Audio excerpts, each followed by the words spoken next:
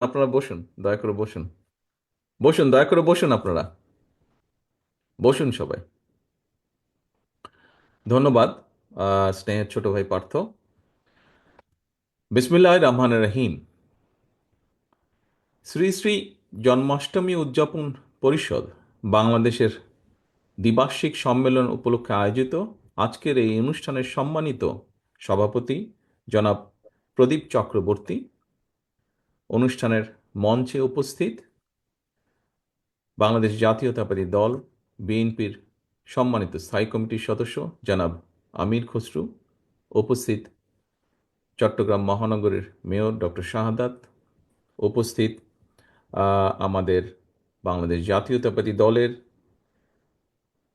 সহ সাংগঠনিক সম্পাদক এবং সাংগঠনিক সম্পাদক জনাব শামীম, জনাব হেলাল সহ উপস্থিত শামীম হেলাল সহ উপস্থিত নেতৃবৃন্দ এবং আমার সামনে উপস্থিত সম্মানিত আমন্ত্রিত অতিথিবৃন্দ, আসসালামু আলাইকুম। আপনাদের সকলকেই আমি জানাই আন্তরিক শুভেচ্ছা। হিন্দু ধর্মাবলম্বীদের ধর্মীয় শাস্ত্র মতে কৃষ্ণপক্ষের অষ্টমী তিথিতে জন্ম নিয়েছিলেন হিন্দু ধর্মের প্রবর্তক শ্রীকৃষ্ণ। হিন্দু ধর্মের অবতার শ্রীকৃষ্ণ প্রায় ৫,৫০০ বছর আগে মথুরায় এমন এক সময় জন্মগ্রহণ করেন যখন মথুরার ক্ষমতায় ছিল অত্যাচারী নিষ্ঠুর শাসক কংস। শ্রীকৃষ্ণের আবির্ভাবের পর ধ্বংস হয় স্বৈরাচারী রাজা কংস। প্রিয় উপস্থিতিবৃন্দ, গত এক দশকেরও বেশি সময় ধরে বাংলাদেশেও কংসের মতন এক নৃশংস স্বৈরাচার জনগণের উপরে জগদ্দল পাথরের মতন চেপে বসেছিল।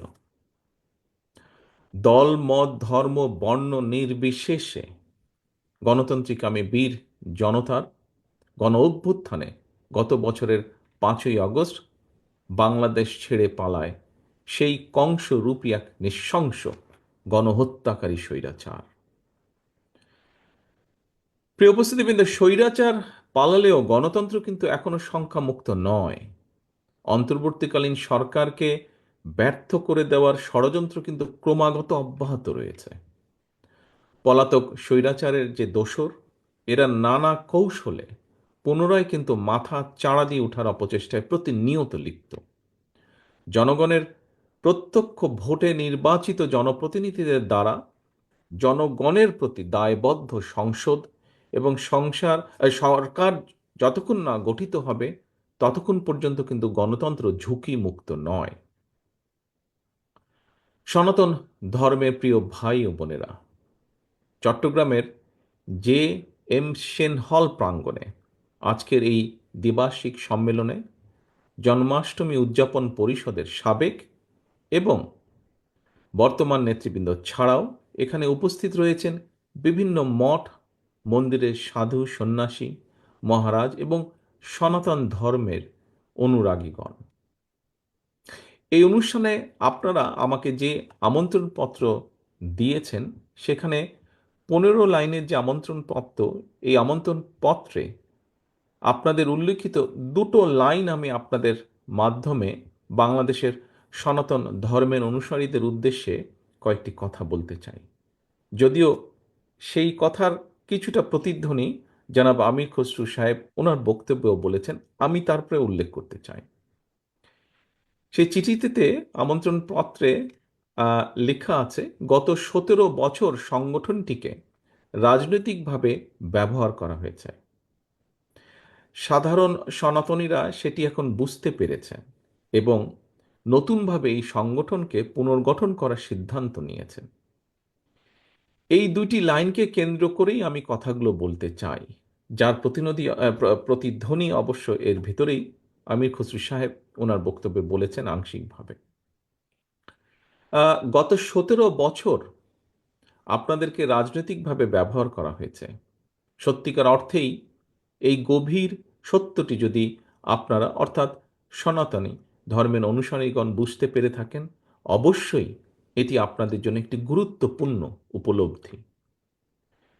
প্রিয় ভাই ও বোনেরা, একটি সম্প্রীতি, সমৃদ্ধি এবং মানবিক বাংলাদেশ গড়ে তোলার পথে আপনাদের এই উপলব্ধি আগামী দিনে আমাদের সকলের জন্য অত্যন্ত সহায়ক ভূমিকা রাখবে।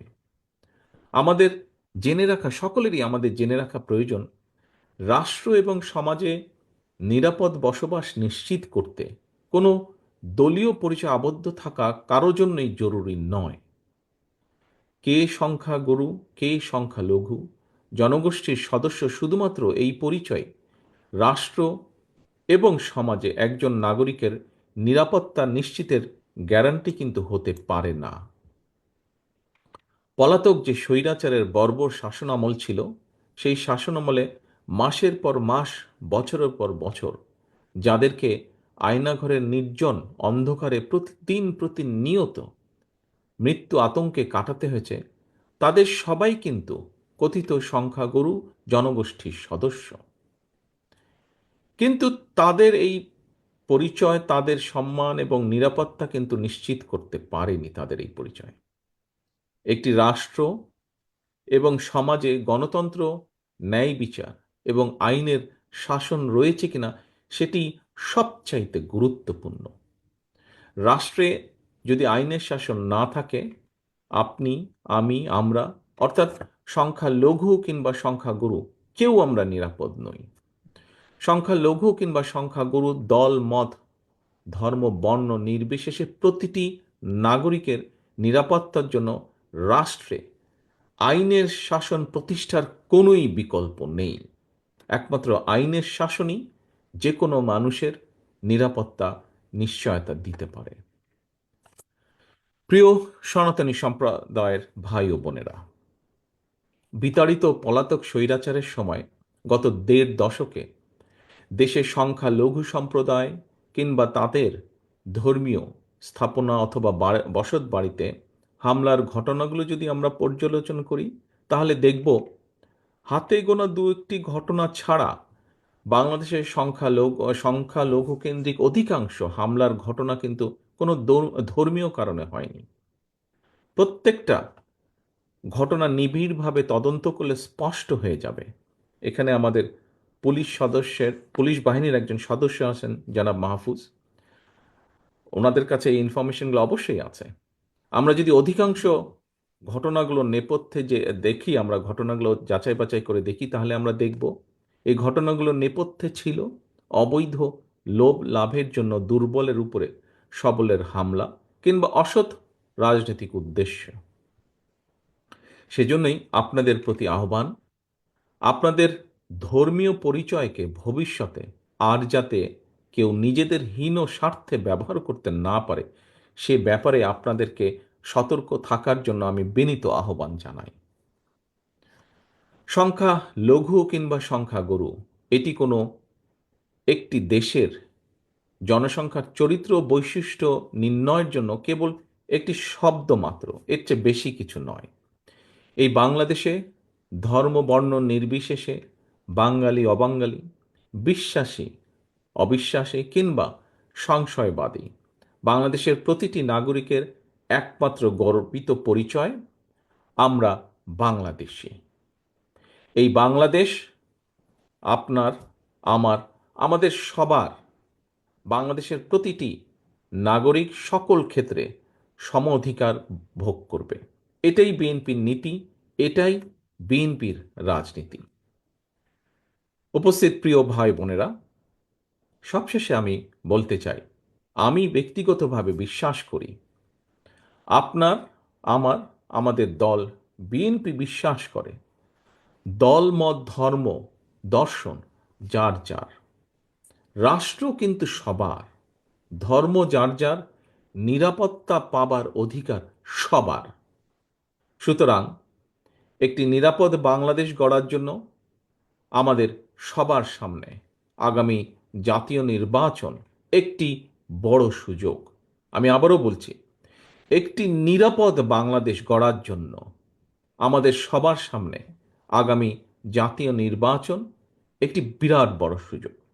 এই সুযোগকে কাজে লাগিয়ে ধর্ম বর্ণ নির্বিশেষে সকলের জন্য একটি নিরাপদ গণতান্ত্রিক দেশ গড়ার জন্য বিএনপি আপনাদের সমর্থন এবং সহযোগিতা চায়।